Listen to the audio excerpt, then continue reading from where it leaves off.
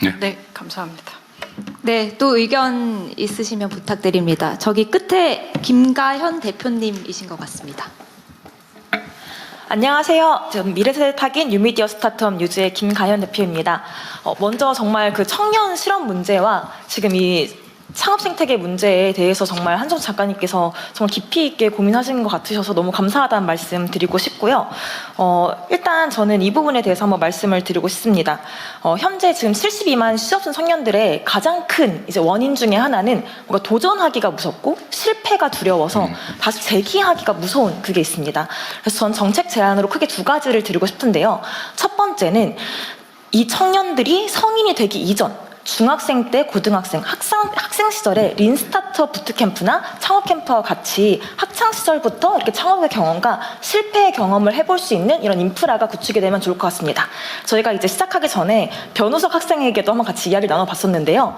창업 캠프에서 실제로 창업을 경험해봤었던 그 경험이 엄청나게 큰 도움이 됐다고 하더라고요. 그래서 중고등학생 때 뭔가 내가 도전하고 실패해도 괜찮다라는 시기에는 이런 도전의 경험을 많이 쌓고 지금 이런 실패에 대한 낙인이 두려운 청년 세대들에게는 아까 전에 장관님께서 말씀 주셨던 이 성실 실패 이 경험이 굉장히 중요하다라는 생각이 들었는데요. 실제로 지금 실리콘밸리와 해외에서는 굿페일 제도라고 해서 실제로 좋은 실패 케이스를 이렇게 같이 축제의 장으로 공유하고 또 페일콘이라고 해서 굉장히 다양한 분야의 스타트업들이 서로의 실패 경험을 축제의 장처럼 나누는 그런 문화가 있습니다. 근데 아직 우리 대한민국에서는 이런 실패의 경험이 용인되는 문화가 아니기 때문에 그래서 더더욱 스타트업 창업가들이 좀 우울증이라던가 이런 스트레스가 심한 것 같아요. 그래서 조금 제안을 드리자면 실패 경력서라고 이제 워딩을 써주신 부분이 있는데 아직까지는 우리나라 청년들이 실패라는 단어를 두려워하기 때문에 굿페일 제도라던가 굿페일 인증 이런 식으로 그들의 도전이 의미가 없지 않았다 이런 식으로 조금만 워딩을 조금 굿페일로 바꿔봐도 어떨까 이런 생각을 해봤고요. 그 테크 창업 같은 경우도 실제로 문과생들 같은 경우는 지금 굉장히 아까 로컬 창업과 테크 창업 둘 중에서 기회를 얻기가 좀 힘든 상황이 있습니다. 그래서 아까 교수님께서 말씀 주신 것처럼 충분히 문과생 중에서도 좋은 아이디어와 좋은 컨텐츠를 만들 수 있는 이런 자질이 있는 청년들이 많이 있는데 이 테크 창업의 이 개념을 AI를 활용한 뭐 컨텐츠 뭐 제작이라던가 조금만 이 범위를 문과생들도 도전할 수 있게 넓혀주신다면 훨씬 지금 이 청년들에게 의미 있는 기회가 되지 않을까 이런 생각이 들고요. 이제 마지막으로 AI 리터러시 교육이 전 꼭 필요하다고 생각을 하는데요. 제가 실제로 대학생들을 좀 창업 교육을 해본 적이 있었는데 AI 툴을 구독하는 것도 부담을 가지더라고요. 그래서 AI 툴 바우처라든지 이런 식으로 아이디어가 있는 친구들이 AI 이제 구독을 조금 지원을 받아서 뭔가 도전해 볼 수 있는 이런 것들이 만들어지면 좋겠다라는 생각이 들었습니다. 그리고 이 리터러시 바우처에 꼭 소프트웨어적인 것이 적용됐으면 좋겠다라는 생각이 있는 게요. 실제로 지금 미국이나 해외에서는 이제 AI 정신병이라고 해서 AI로 인해서 너무 확증 편향, 하나에 쏠리는 어떻게 보면 대통령께서 말씀 주셨던 양극화에 이런 문제들이 생겨날 수 있기 때문에 창업을 할 때에도 단순히 기술적인, 도구적인 이런 교육뿐만이 아니라 이게 어떤 의미를 가지는지 소프트웨어적인 이런 리터러시 교육까지 같이 이루어진다면 훨씬 의미 있는 아이템들이 만들어지지 않을까 그런 생각이 듭니다. 감사합니다. 정석여 부장관님이 자주 토의를 하면 재밌겠는데? 사실 이게 끝나고 나면 이제 그 자문단을 만들어서 기획을 같이 할 예정이긴 합니다. 네. 그때 같이 협력해 주시면 좋을 것 같고 우리 김가혁 선생님, 네. 김가혁 대표 말씀 중에 제가 이렇게 하나 코멘트를 좀 더 붙이면 우리 세대에서는 유행을 했는데 요즘은 그 얘기하면은 큰일 나는 말이 있어요. 그게 뭐냐면은 실패는 성공의 어머니. 그 다음에 젊어서 고생은 사서도 한다. 그거 있잖아요. 근데 요즘 그러면 잘못하면 빰만수가 했죠. 근데 이 말이 그러니까 실패의 경험이라고 하는 거, 그 경험이 얼마나 중요한 것인가를 사실 우리 선대들, 선조들은 아는 거죠. 근데 그 사실은 지금도 변함이 없어요. 이 실패해보지 않으면 정말 위험한 인생이 될 수 있습니다. 거기서 사실 엄청난 자극도 생기고 사실은 우리가 여러 가지 교육 학습을 받는데 체험 학습이 최고의 학습이거든요. 직접 부딪혀 보는 거. 근데 이게 지금 근데 요즘은 한번 기회도 잘 없고 도전해 볼 기회도 별로 없고 실패하면 빗덩어리 되거나 아니면 소위 루저로 찍혀가지고 반드시 정말 일발필살의 기회만 해야지 실패할까 하면 안 된다. 이런 강박관념도 생기는 것 같아요. 근데 그러지 않게 만드는 게 정말로 중요하고 그래서 우리 중소기업부 장관한테도 제가 말씀을 드렸던 것처럼 이 실패라고 하는 게 그렇게 고통스럽거나 아니면 뭐 그 전과가 아니다. 그러니까 이게 경험이고 이거는 자산이다. 이렇게 생각할 수 있게 이제 사회적 분위기를 만들어야 됩니다. 그래서 좀 과감하게 도전하고 실패하면 툭툭 털고 다시 또 새롭게 출발할 수 있고 또 그걸 옆에서도 당연시 여기고 똑같은 조건이라면 경험 많은 사람, 즉 실패 많이 한 사람에게 기회를 주고 그래야 도전하는 사회가 될 수 있을 것 같아요. 정말 중요한 지적을 해주신 것 같습니다. 감사합니다. 네, 그리고 조금 전에 의견 주셨던 김가현 대표님께서 오늘 여기 오셔서 변우석 학생분과 이야기를 나누셨다고 하셨는데 바로 옆에 계신 분을 말씀하신 것 같아요. 오늘 이 자리에 유일한 10대 참석자라고 제가 알고 있거든요. 혹시 네, 덧붙이시고 싶은 의견이나 뭐 이렇게 말씀 있으실까요? 아까 대통령님께서 말씀하셨던 체험학습이 되게 중요하고 또 도전해보고 실패해보는 경험이 중요하다. 이런 거를 제가 이번에 방학 때 상업캠프 갔다 오면서 되게 많이 느꼈거든요. 일단은 대한민국의 창업 씨앗을 키우기 위해 고등학생들을 대상으로 한 창업캠프의 확대를 제안드립니다. 현재 고등학생들은 창업을 교과서에서만 짧게 접할 뿐이고 학업 중심 환경 속에서 관심을 가지기 어려운 경우가 많습니다. 그래서 이러한 이유로 저는 이번 방학 때 2박 3일간 가천대학교에서 진행된 사업캠프에 참여하게 되었고 그 경험은 창업에 대한 인식을 크게 바꾸게 되는 그런 계기가 되었는데 팀원들과 함께 아이디어를 발전시키고 이제 대학생 멘토분과 전문가의 조언을 받는 그 과정에서 이제 창업은 막연한 이야기가 아니라 현실적인 활동으로 느껴졌고 특히 캠프 이후에는 창업에 대한 생각이 많이 달라졌는데요. 앞으로 대학생이 되어서도 창업 동아리에 가입해 창업 활동을 계속 경험해보고 싶다는 목표가 생겼습니다. 이 경험을 통해 느낀 점은 고등학생들에게 아까 말씀하셨듯이 참여형으로 몰입할 수 있는 창업 캠프와 같은 교육이 훨씬 효과적이라는 점입니다. 따라서 이러한 고등학생 대상 창업 캠프가 더 많은 학생들에게 확대된다면 국가 창업 시대를 이끌 미래 세대로서 키우는 데 되게 큰 도움이 될 거라 생각합니다. 감사합니다. 고등학생 별도리 이거 하나만 들어도 되겠네.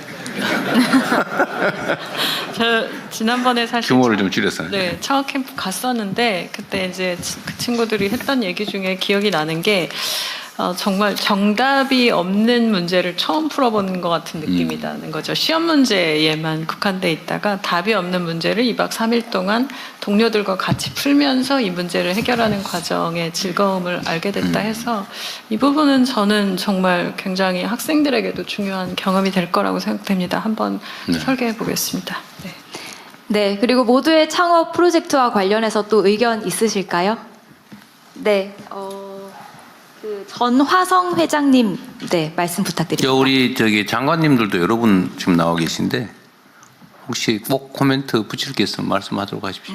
우리 금융위원장도 오시고 공정거래 금융위하고 공정거래요. 자꾸 헷갈려. 맞아, 2억 원. 2억 원이 왜 2조 원으로 하든지 2경원으로 하든지 그래야지. 네. 네, 저는 초기 투자 엑셀러레이터 협회장을 맡고 있는 전하성입니다.